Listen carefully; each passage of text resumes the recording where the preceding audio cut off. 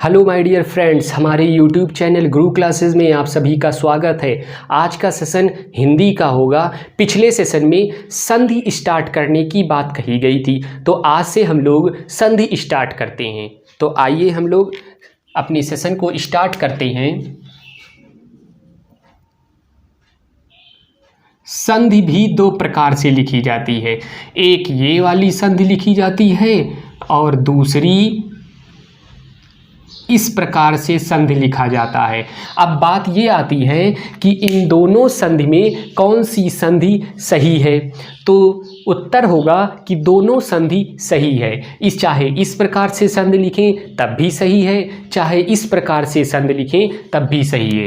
अब दूसरा प्रश्न उठता है कि संधि में उपसर्ग कौन सा है। तो संधि में इस संधि शब्द में सम उपसर्ग लगा हुआ है और इस संधि में इस संधि का संधि विच्छेद करेंगे तो समधन धी, संधि का संधि विच्छेद करेंगे तो समधन धी होगा और इस संधि में व्यंजन संधि होगा। व्यंजन संधि, व्यंजन संधि के नियम कौन से हैं हम लोग आगे पढ़ेंगे, लेकिन इस संधि शब्द का संधि विच्छेद होगा समधन धी बराबर व्यंजन संधि। अगर पूछेगा संधि शब्द में कौन सी संधि होगी तो उत्तर होगा व्यंजन संधि, और संधि शब्द में कौन सा उपसर्ग होगा तो सम उपसर्ग होगा। इस संधि शब्द का शाब्दिक अर्थ क्या होगा? शाब्दिक अर्थ मेल या जोड़, और इस संधि शब्द का विलोम होगा विग्रह या फिर विच्छेद।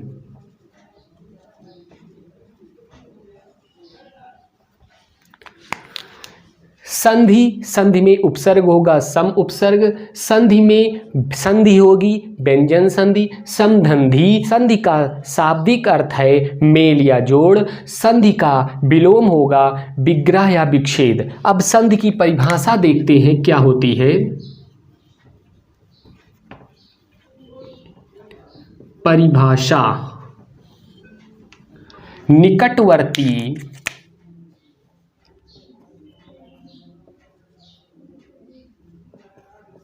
निकटवर्ती दो वर्णों के मेल से जो विकार उत्पन्न होता है उसे संधि कहते हैं। निकटवर्ती दो वर्णों के मेल से जो विकार उत्पन्न होता है उसे ही संधि कहते हैं। जैसे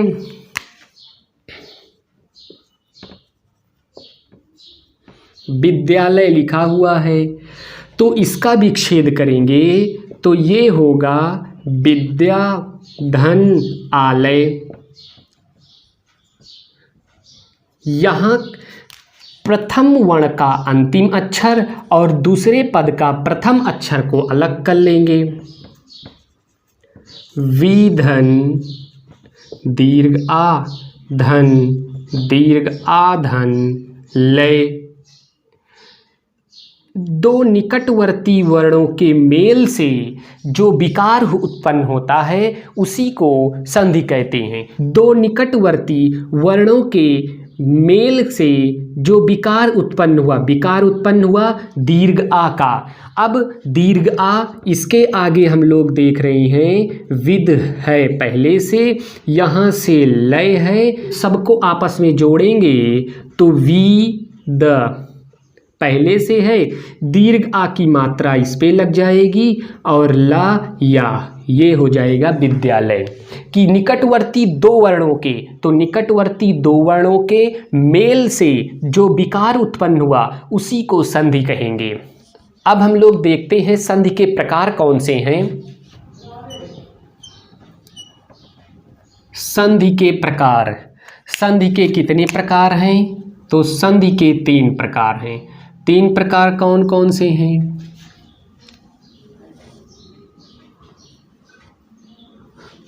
स्वर संधि,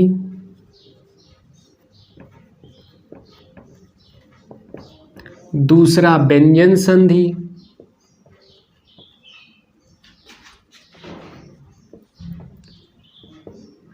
तीसरा है विसर्ग संधि।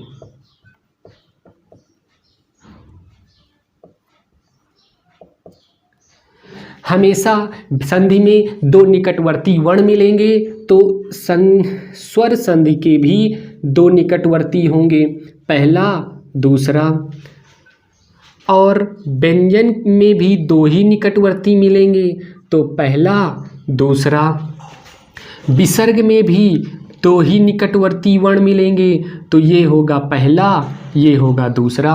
अब स्वर संधि बनाने के लिए 2 निकटवर्ती वर्ण कौन कौन से हैं? यहाँ स्वर स्वर से मिलेंगे तो स्वर संधि बनेगी, तो पहले पे भी स्वर होगा और दूसरे पर भी स्वर होगा, तो इन दोनों का जब मेल होगा तो बनेगा स्वर संधि। और वहीं व्यंजन में पहला पद होगा स्वर और दूसरा पद स्वर या व्यंजन कुछ भी हो सकता है। इन दोनों के मेल से, इन दोनों का मेल होगा और बदलेगा हमेशा स्वर, ये बदलकर हो जाएगा व्यंजन संधि।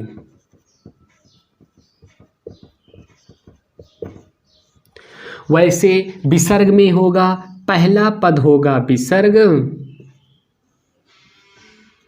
और दूसरा पद होगा स्वर या फिर व्यंजन।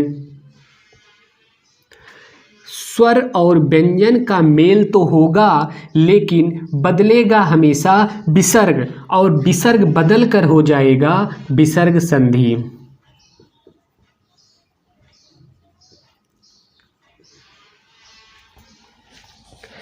अब इस पद को क्या कहते हैं? इस पद को क्या कहते हैं? इसी प्रकार इस पद को क्या कहेंगे? इस पद को क्या कहेंगे? इसी प्रकार इस पद को क्या कहेंगे? इस पद को कहेंगे क्या? कहने का मतलब हुआ स्वर, व्यंजन और विसर्ग संधि के प्रथम पद को क्या नाम देंगे और दूसरे पद को क्या नाम देंगे, तो उसे भी हम लोग देख लें। तो प्रथम पद को हम लोग बोलेंगे पूर्व पद बोल सकते हैं, या फिर इसी को पहला पद बोल सकते हैं, या फिर इसी को प्रथम पद बोल सकते हैं। पूर्व पद, प्रथम पद, इस पहले वाले को हम लोग पूर्व पद बोल सकते हैं, पहला पद बोल सकते हैं, प्रथम पद, यही तीनों का नाम है। तीनों के प्रथम पद को हम लोग पूर्व पद, पहला पद, प्रथम पद बोल सकते हैं। दूसरे पद को उत्तर पद, उत्तर पद या फिर द्वितीय पद या फिर दूसरा पद, कुछ भी बोल सकते हैं। संधि के कितने प्रकार? संधि के 3 प्रकार कौन कौन से? स्वर संधि, व्यंजन संधि, विसर्ग संधि। स्वर संधि का पहला पद भी स्वर और दूसरा पद भी स्वर हो तो दोनों को मिलाएंगे तो स्वर संधि बन जाएगा। व्यंजन संधि का पहला पद व्यंजन होना चाहिए, दूसरा पद स्वर या व्यंजन कुछ भी हो, तो इन दोनों को जब योग कराएंगे तो जो प्रथम पद में स्वर रहेगा वो बदल के व्यंजन संधि हो जाएगा।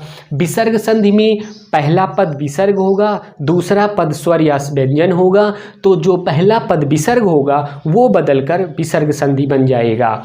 इस पहले पद को हम लोग पूर्व पद बोल सकते हैं, पहला पद बोल सकते हैं, प्रथम पद बोल सकते हैं, और इस दूसरे पद को उत्तर पद, द्वितीय पद, दूसरा पद बोल सकते हैं। अब आगे हम लोग स्वर संधि पर चर्चा करेंगे। पहली संधि होगी हम लोगों की स्वर संधि।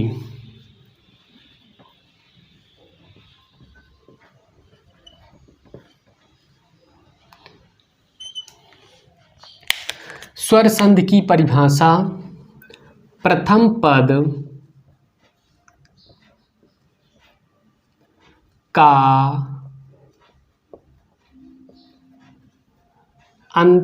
प्रथम पद का अंतिम वर्ण,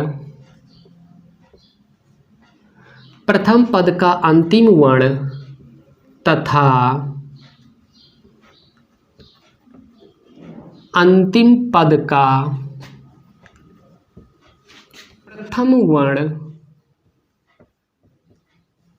प्रथम वर्ण यदि स्वर हो तो स्वर में जो विकार होता है उसी का नाम स्वर संधि है। स्वर संधि के मूलतः 5 भेद हैं। कौन कौन से 5 भेद हैं? पहला, दूसरा, तीसरा, चौथा, पांचवा। स्वर संधि के मूलतः 5 भेद हैं। 5 भेद कौन कौन से हैं? पहला होगा दीर्घ स्वर संधि, इसी को हम लोग सवर्ण भी कह सकते हैं। गुण स्वर संधि, तीसरा होगा वृद्धि स्वर संधि,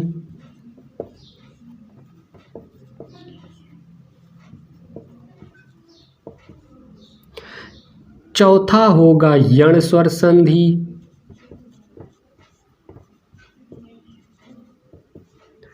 पांचवा होगा अयादि स्वर संधि।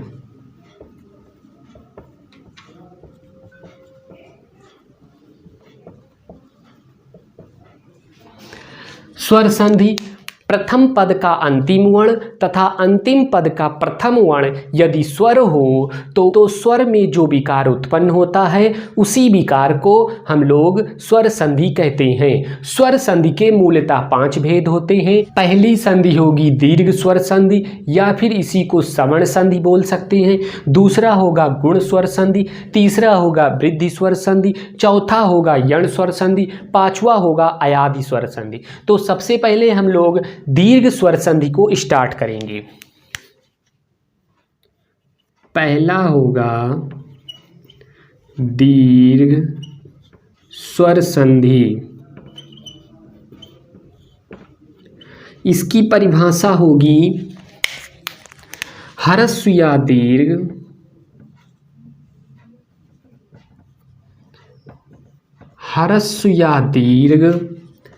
आ, ई, ऊ, री।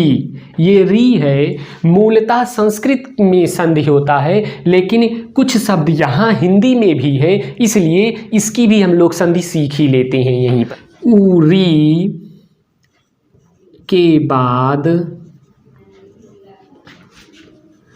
ह्रस्व वा दीर्घ आ, ई, ऊ, री हो तो दोनों के स्थान पर क्रमशः दीर्घ आ, ई ऊ री, दीर्घ री इसी तरीके से बनता है, दीर्घ री हो जाता है।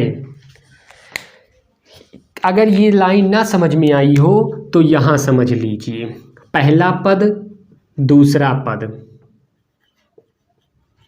ह्रस्व या दीर्घ,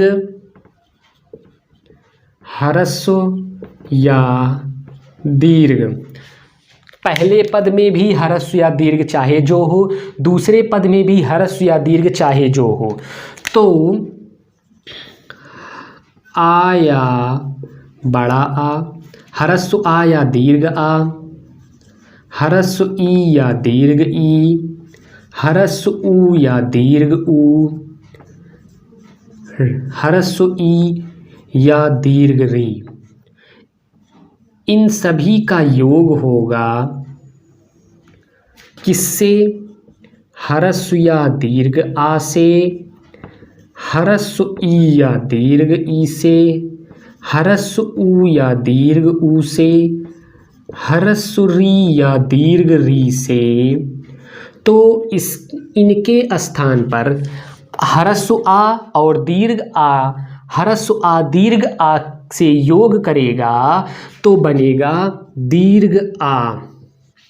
ह्रस्व ई या दीर्घ ई, प्रथम पद में ह्रस्व या दीर्घ ई है, उसी प्रकार दूसरे पद में भी ह्रस्व ई या दीर्घ ई है, तो इनके योग से दीर्घ ई बनेगा। ह्रस्व ऊ और दीर्घ ऊ प्रथम पद में है, दूसरे पद में ह्रस्व ऊ दीर्घ ऊ है, तो इनके योग से दीर्घ ऊ बनेगा। ह्रस्व री दीर्घ री है और ह्रस्व ई दीर्घ री है, तो इनके स्थान पर भी दीर्घ री बनेगा, अर्थात कुछ भी बनेगा तो वो दीर्घ में बनेगा। दीर्घ आ, दीर्घ ई, दीर्घ ऊ, दीर्घ री। उदाहरण